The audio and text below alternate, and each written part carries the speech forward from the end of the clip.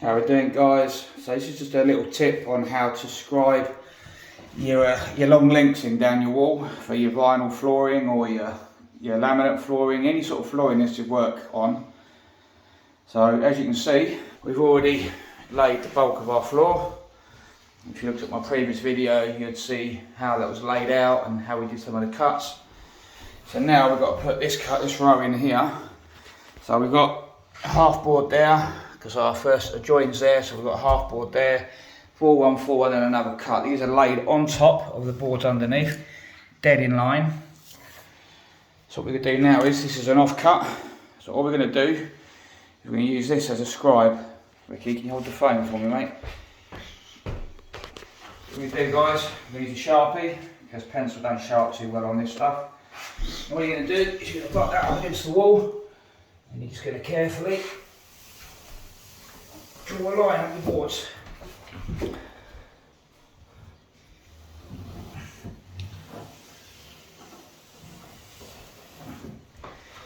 Do that all the way along. If you pause it.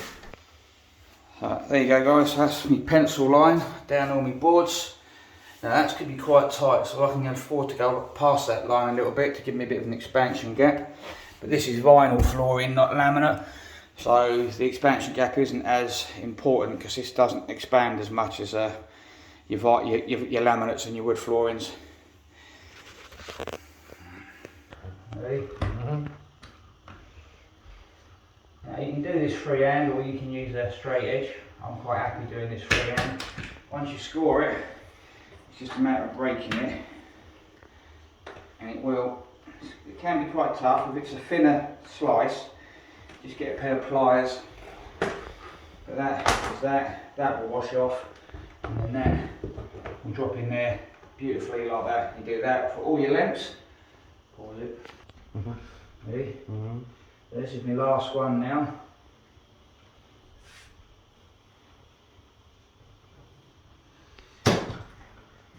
Remember to use a sharp knife. When you've got to score it, you ain't got to go mad putting loads of pressure on it. And that's all my cuts now, they're all cut to length. Another good thing to have handy is a white rubber mallet, because you can hit these boards quite hard without leaving any marks. And you literally slide your joint in, get it up. Another little tip for you, if I'm not done with it, pry bar. And you begin, a little pry bar just down the back edge. So you can pop your board in as you drop it in, get it popped into its joint, like that, until it's in. Next one, make sure it's all in. Quite tricky to get these ones in, takes a bit of mucking about.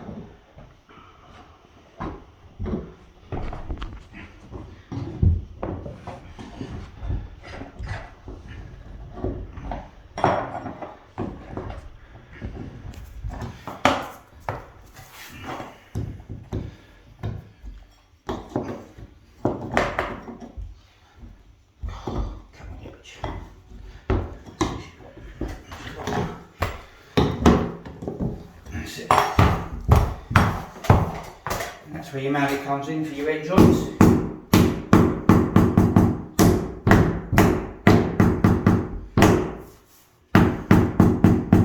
Beautiful. Do that for all your boards. So this is my last one, guys. Now it's a little bit long, so that's where the old little hand plane comes in.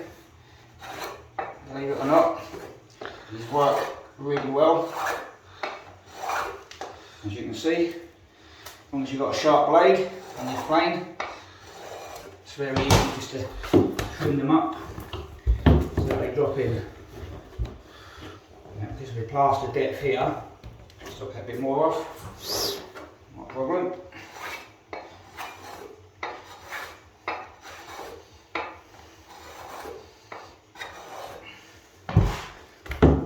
That's the one. Put it in, hold it in tight, get your little pry bar, give it a clip, that's it.